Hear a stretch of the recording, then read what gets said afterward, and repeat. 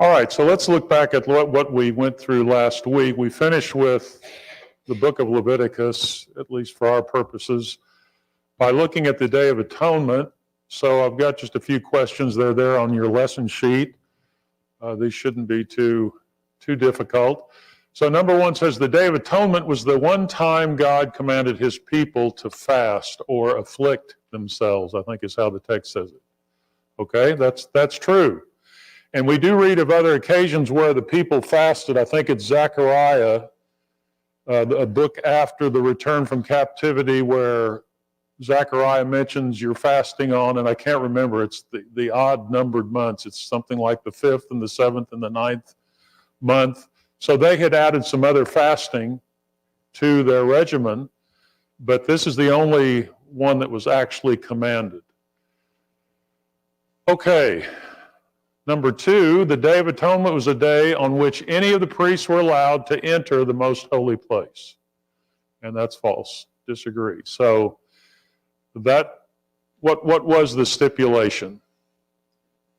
Yeah, the high priest could go in there one time of the year. And what was that day? I don't even think I mentioned it last week after talking about it. You remember what that day is? Pardon me? Yeah, the Day of Atonement. And where in the calendar would it be? You remember that? That's a little more technical. 7th month, 10th day. Okay? Almost balances out with Passover. First month, 14th day. 7th month, 10th day. All right, number three, the high priest did not need to atone for his own sins since he was in the presence of God on the Day of Atonement. Okay, I'm seeing some no's. Disagree? What, in fact, was the case? He had to offer for himself because he had sinned and he was in the presence of God. That was the very occasion for needing to do that, because he was coming before God as a representative for all the people, and yet he was sinful, so he needed to offer a sin offering for himself. And then number four, it's difficult to find a correlation between the Day of Atonement and the role of Jesus. That would be a D, disagree, because we looked at the end of class, and we're going to look at that just for a moment again, at what really are a lot of comparisons between these two things. So if you understand Leviticus 16, or at least have an idea of what's there, then Hebrews 9, I think, becomes much more meaningful and forceful in terms of what it reveals there. So we've said all along that here's the tabernacle in the midst of the people, and it's sort of a twofold thing. God wants to dwell with man. How do we know that? I mean, go back a little ways. How do we know God wants to dwell with man? What's the easy answer in Genesis? Yeah, that's how he creates man in the garden in fellowship with God, but man sins, and so he's taken out of the garden, and God is now attempting to be with him again. But there is this obstacle of sin between them. So here's the tabernacle that dwells there, but what's the but there? Yeah, it's right there in the middle of camp, but it's very limited access. So yes, it provides a way for them to come closer to God, but it's still a limited access as far as who can go and how often they go, etc. So we've stressed that all the way through in Leviticus. So we said at least one way to kind of keep Leviticus straight in your mind is to think of these three words: rituals, priests, and purity. And those kind of balance themselves at the start and at the end of the book, with the Day of Atonement right in the middle. And so, you may not remember all of these chapter divisions, but there is a order and a structure to the book. It's not just, okay, here's a bunch of technical stuff that just doesn't make any sense. So there are sacrifices and feast days. The priests are appointed and given qualifications, and then there is both ritual and moral purity. But probably more than anything, and I have failed to stress this, I realized last week thinking about it, what lies behind all of this? All of these regulations, all of these technicalities, all of these sacrifices, what's the point? He's holy, and we said at the outset he's holy in terms of his power and his might, but he's also holy in terms of being a moral God, and so he wants his people to be holy. The only way that he can have fellowship with Israel is by this holiness to which they ascribe. And of course, they're imperfect, but this system under this old covenant is intended to allow them to have access. Okay, so I mentioned Hebrews 9. We kind of rushed through that at the end of the class last time, so let's just think back through it. Not necessarily we read pretty much word for word from Hebrews 9.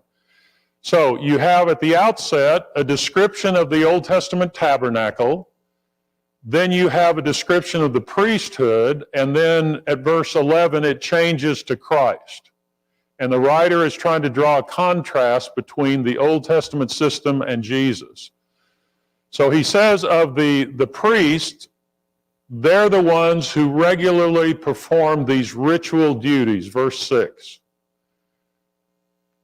Suggesting what about that system? If they're regularly doing ritual duties, what's true of the system? You have to just continuously be involved. It's just kind of a loop that's going all the time, which illustrates that it can't perfect the conscience, verse 9.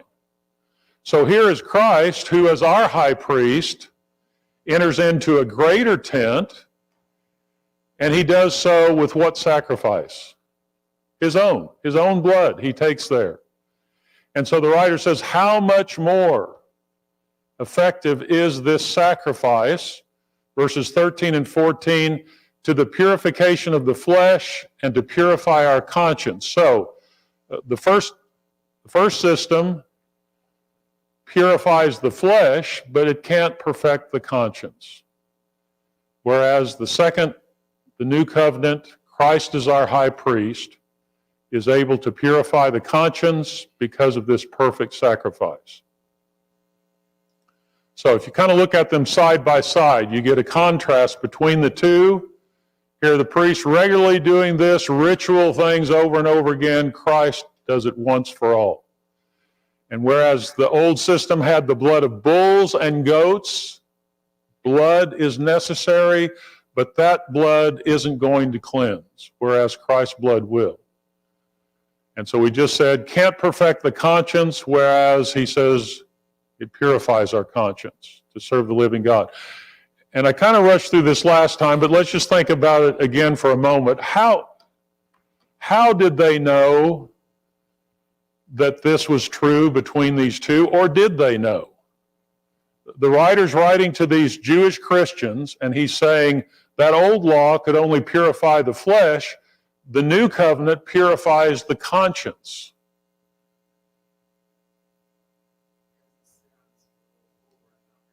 Okay, so one way they could know, at least they would have had a clue or a hint, is that these things are being done, like we said a moment ago, over and over and over and over again. So that suggests that this isn't accomplishing something that's got a finality to it. So that would be a clue. And I suppose on the other hand, the clue that it purifies the conscience would be occasions where the gospel is preached and it says sins are forgiven. So kind of in a negative way, what the old law can't do, and in the New Testament, what the new covenant is able to do. And of course, Hebrews 9 doesn't hurt either, to have all of this revealed word about the difference between these two. Okay. Any comments or any thoughts that you have about that? All right. So he finishes out that chapter by talking about without the shedding of blood, there is no forgiveness of sins. Why did God do it like he did it? Well, one answer is that he is illustrating there has to be a sacrifice. There has to be life given in order for forgiveness to take place. And that life given means the shedding of blood. And so he says at the end of chapter 9, Christ accomplished these things when he went into the heavens, into the true holy place, of which the tabernacle and later the temple are only copies, and he redeemed us by the sacrifice that he offered, and he will appear a second time. Just as the high priest would emerge from the tabernacle after having gone in to make atonement, so Christ will appear a second time. All right. So powerful testimony there in chapter 9 of Hebrews. And that fits very well with chapter 16 in Leviticus. Let's look at Numbers, and I will mention in Leviticus 26, we didn't really go through that. That's a chapter that's a little bit like we'll see Deuteronomy 28 to 30, where God says there are going to be blessings if you obey, and there are going to be penalties if you don't obey. And so we didn't really go through that, but that's what's at the very end of the book of Leviticus as kind of a reminder there. Well, let's think about the book of Numbers. The title Numbers, that's kind of our title that we have in our Bibles, and it's taken from the idea that there is a census that's taken 2 different times during the time that the children of Israel, after they receive this covenant. So the first time is before they leave Sinai, and that's recorded as being the second year, the second month, the first day. So I'm not all that concerned about this chronology, but at this point, when they take this census, they've been at Sinai for a year, or almost a year. They come out of Egypt, and they keep the Passover on the 14th day of the first month, and then they come out to Sinai. And so now we've been here almost a year, whatever time it took them to get to Sinai, and they're getting and preparing and making ready to leave, but this is the point at which they take this census, and we'll talk about that a little more in a moment. And then later, after they wander in the wilderness for 40 years, they take another census. So can you think of any practical reason why you might do this twice? We do it every 10 years in our country. Yeah, okay, so a whole generation has fallen by the wayside. Everybody 20 years and older. And so it's a new generation, and so a census is taken again. Someone has suggested that, or probably several, in the wilderness might be a more suitable title, and that phrase is found in the opening verse, that they're in the wilderness, because really most of this time, all of this time in a sense, is spent in the wilderness. And so when you think of Numbers, yes, there are 2 occasions where the people are numbered, but really this is the span of time during which they're out there in the wilderness, making their way from Sinai into the Promised Land. So they go from Mount Sinai to the border, then they disobey, they wander 40 years, and then they end up encamped across from Canaan, and that's where Deuteronomy will be delivered. Deuteronomy is really a sermon, the first recorded sermon, and it's Moses preaching to this second generation, chapters 1 to 11.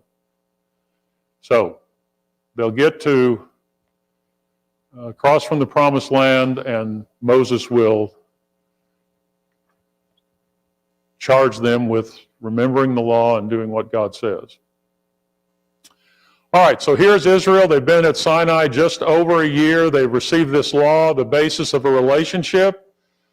They have now prepared this tabernacle where God is said to dwell among them. And here's this priesthood who's going to mediate between God and the people. And so having accomplished those things, now they're ready to journey to the promised land. So we want to just think a little bit about what the geography is as we go along, as well as what the structure of this book is. And I think it always helps to get some idea of how it's divided up, if there's some rhyme or reason to it. So hard to detect there, but you've got Mount Sinai, the traditional place for Mount Sinai there, and then journeying up here to Kadesh Barnea, and we'll talk about that in a moment. And then eventually, after they wander through the wilderness, they're going to make their way from Kadesh Barnea, wanting to go through Edom. Edom says no, so I don't know how definite we know these places, but they go around Edom, they go around Moab in order to get up here across from the land of Canaan. And that's all taking place as we go through the book. So we're going to divide it into 5 sections here.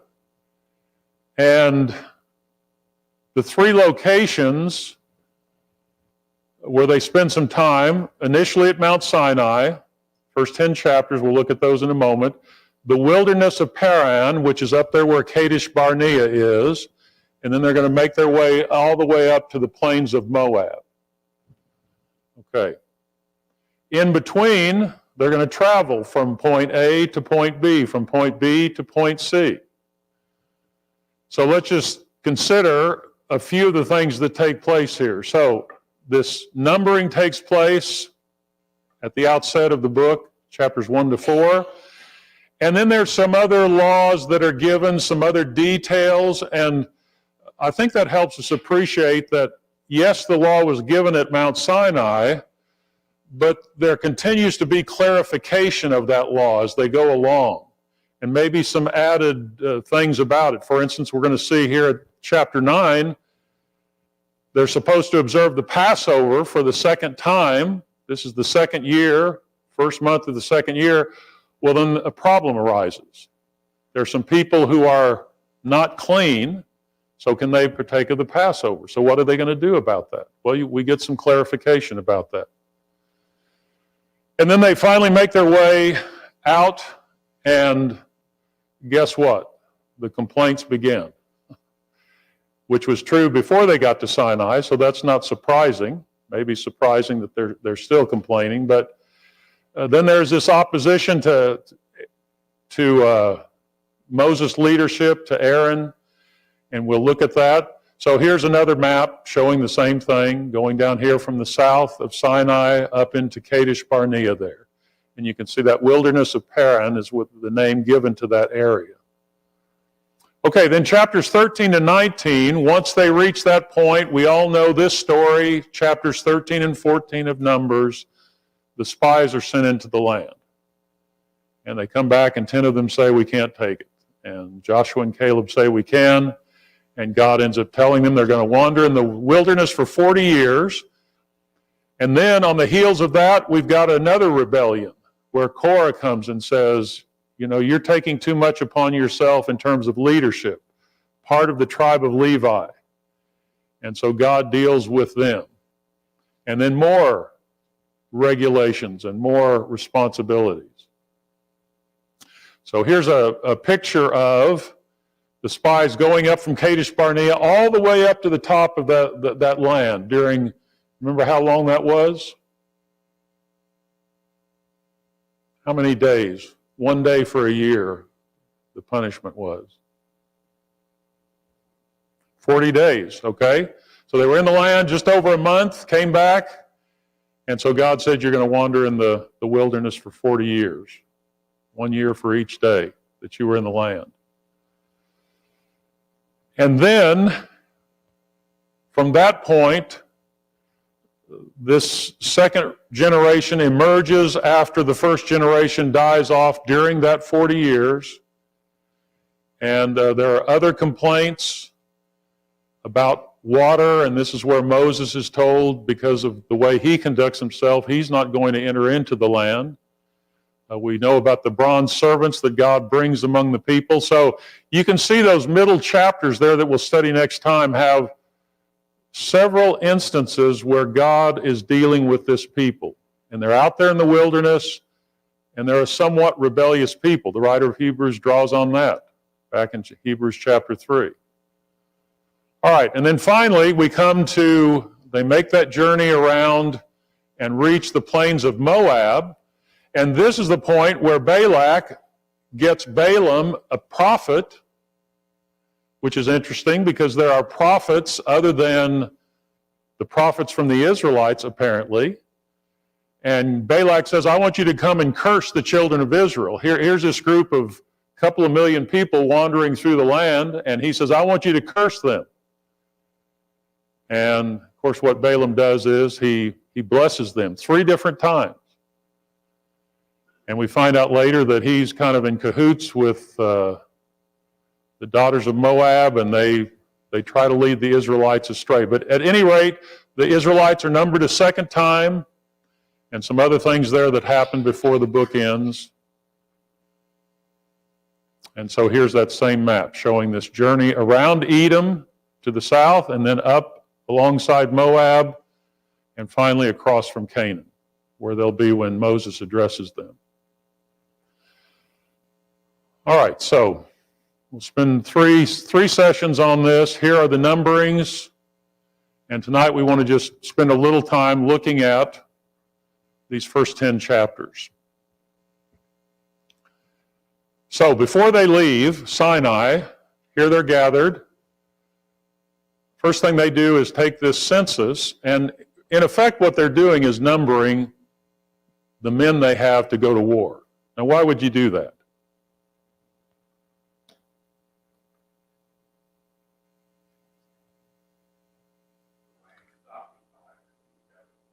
Okay, the land's occupied. Okay, so there are people in there that you're going to uproot. And of course, keep in mind College lesson on Sunday about how they accomplish that, not really by their own strength. Nevertheless, they've already had some battles on the way to Sinai. And they're going to have some more battles before they get to where they want to go into Canaan. Ian?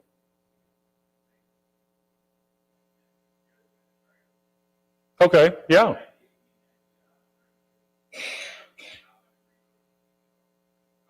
Okay, so if the generals get in front of Congress and they say, well, how many soldiers you got? And they say, well, I don't know. We don't keep count. You'd say, something's wrong here. We need to know. Well, same thing here. It was helpful to know. Now, who was it that was going to fight? Well, notice anyone 20 years and older. So that's who's being counted. And of course, that makes sense. These are the able-bodied men. As we said, there are going to be armed conflicts. And 14 times it says they're able to go to war. And that's not really a shock because it's talking about each tribe. There's 12 tribes, so that's 12 of the 14 times. But over and over again, it's repeated that these are the men that are able to go and to fight. However, the Levites being exempted. They're not going to be out there in battle. Why not? They're taking care of the tabernacle and all of those duties. So they number them, and the total comes out to around 600,000. So if you estimate, as people often do, say wives for those men and a couple of children each, you got about a couple of million people. It's a lot of people. And that probably explains a lot of this ordering of things when they gather around the tabernacle and when they leave and when they move the tabernacle. All these sorts of things are important. And I think it's impressive that God has an order and structure to what he's doing. It's not just a chaotic type of movement that takes place if they obey him.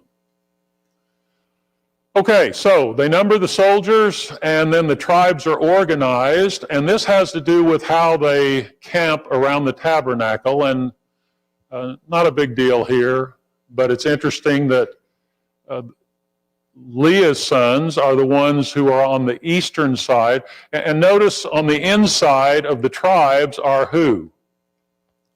Who's on the inner circle here? Not really a, yeah, all the Levites. and the different families from the Levites, with Moses and Aaron on the eastern side. Why is the eastern side important, in a sense?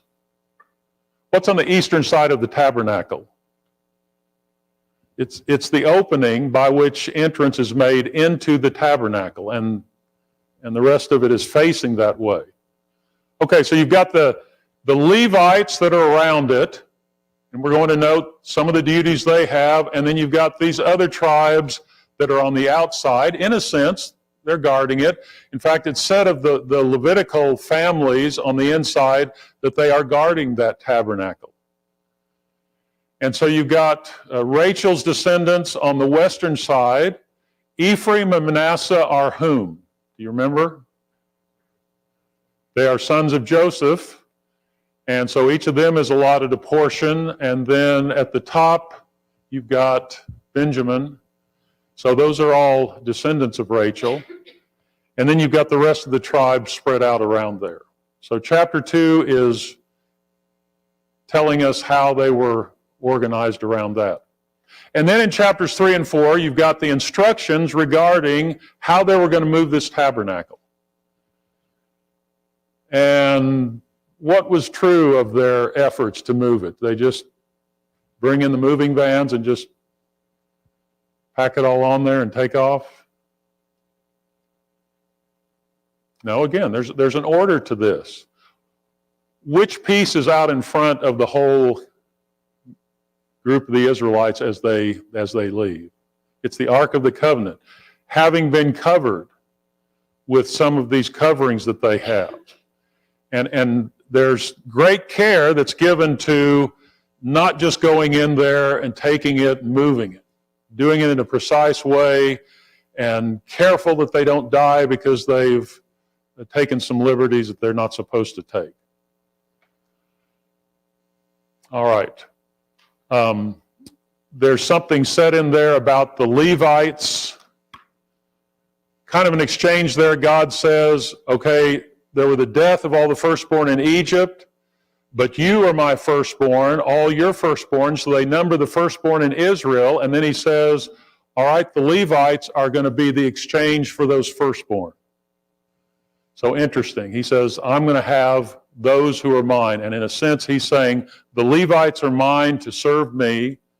And so they're set aside for this special purpose. All right. So chapters 5 to 10. A few other items here. Chapter 5, there are some kinds of defilement. And this is where I say you've got some additional information that's added here. There's physical defilement, can be caused by leprosy and other things. There is defilement that's caused by someone mistreating someone else, and restitution has to be made. And then there's an elaborate ceremony here concerning fidelity in marriage, and a whole section there given to these things. So God is concerned with this holiness that his people are to have. And then in chapter 6, we've got this section that has to do with what kind of a vow? A Nazirite vow. Okay, so let's think about the Nazirite vow. What's the purpose of a Nazirite vow? And who would do that? Yeah, it literally means someone who's dedicated to God. We're not talking Nazarene here, Nazareth. We're talking Nazirite. Means dedicated to God. And there's a positive nature to it in the sense that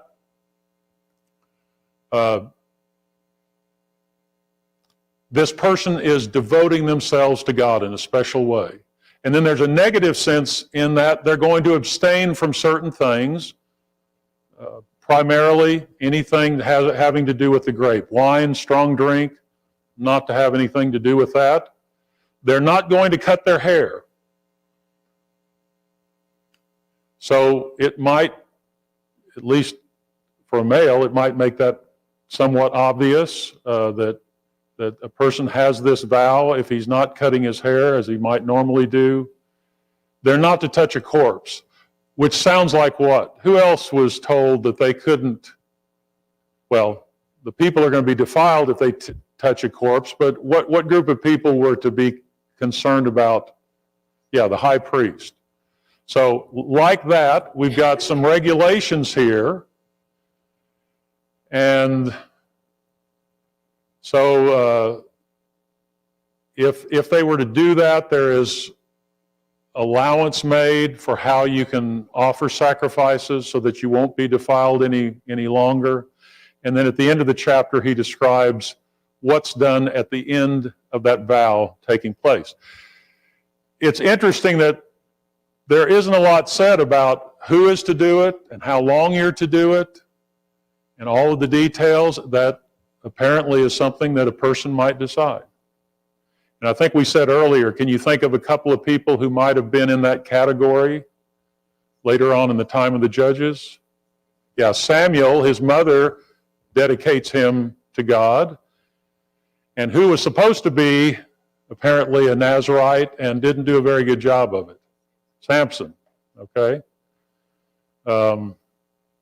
He was violating things right and left in terms of the way that he lived, which probably says something about the spiritual atmosphere in the time of the judges. Okay, right at the end of this is a section that is interesting. Look at chapter 6, verses 22 to 27.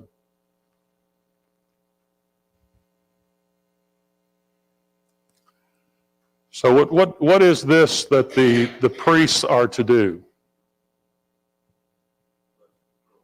Yeah, they're to issue and state a blessing for the other Israelites. And here's the blessing, verse 24. The Lord bless you and keep you. The Lord make his face to shine upon you and be gracious to you. The Lord lift up his countenance upon you and give you peace. And then he says, so they shall put my name upon the people of Israel, and I will bless them. So we're familiar with those thoughts, aren't we? More so probably the song that is sung, the Lord bless you and keep you. And then all the amens at the end of that song. But this is the passage from which it comes. Interesting, isn't it? Right here in the middle of Numbers, seemingly out of nowhere, is this great statement of blessing that the Israelites are to pronounce. Okay, any thoughts about any of that? Nazirite vow, the blessing that's offered here?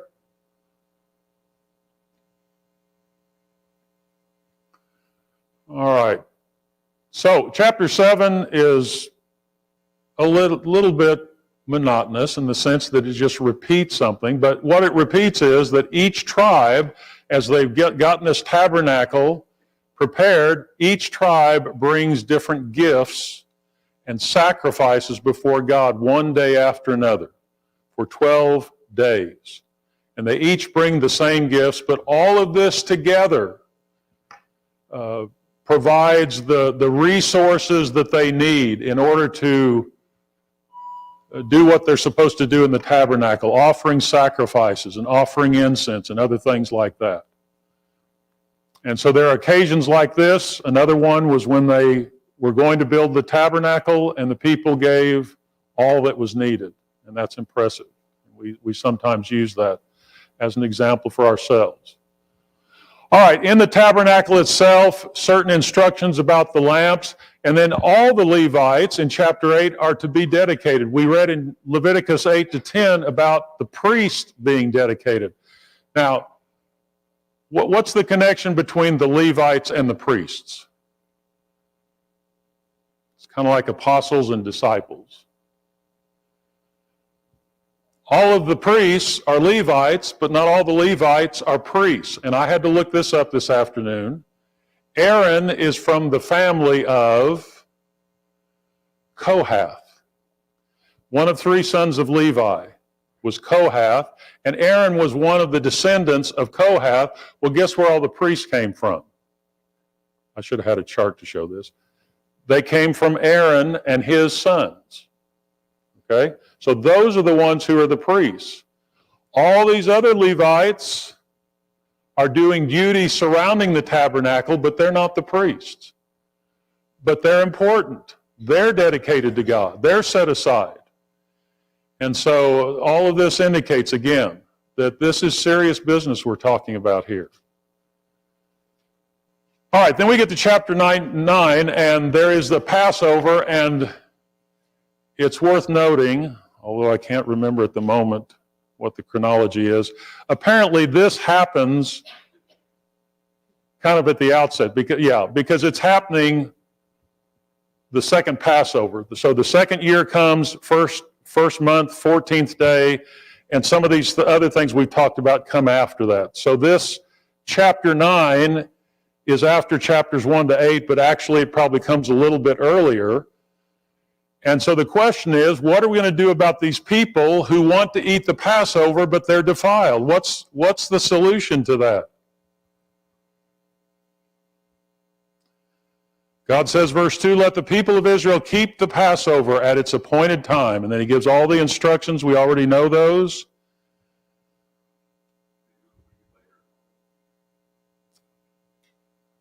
Yeah, it wasn't. I think it was not a week, or was it? Maybe it was. I was thinking a month later.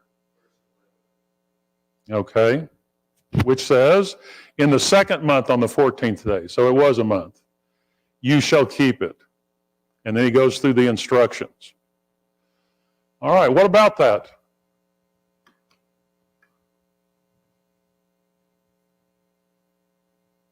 Interesting, isn't it? God provides a way for these who couldn't take it in the first month to take it in the second month. Anything else we're to learn from that?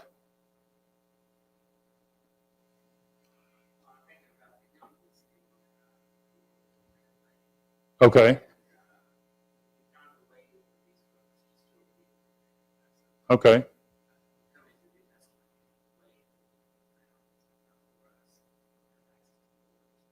Okay. You know, for me, this is like some other instances in the Old Testament where God does something that you might not expect him to do.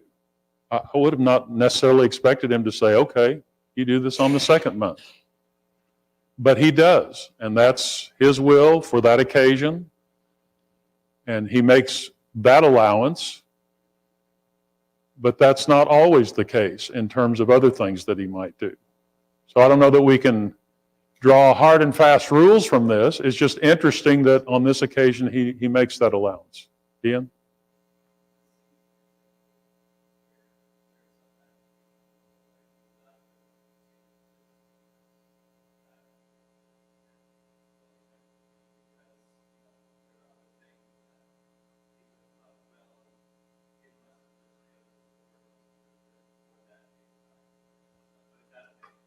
Okay.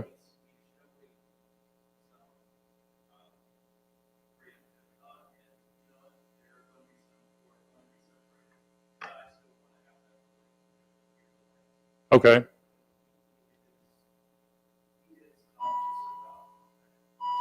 Okay. And my point being, you know, there are other feast days that someone may not be able to keep. That doesn't mean that, okay, he said, well, here's an alternate time. I mean, this is one occasion where he does this, and it's certainly his prerogative to do that. Okay, so the section ends in chapter 10. It talks about these trumpets that they're to blow. There are certain signals for certain things that they're to do, and they're now ready to leave from Mount Sinai and make their way. So next time we'll look at chapters 10 through 21, these middle three sections. Read through those chapters, and let's think particularly about the people, their attitude, you know, good or bad, what could they improve, etc. So we'll look at those next time.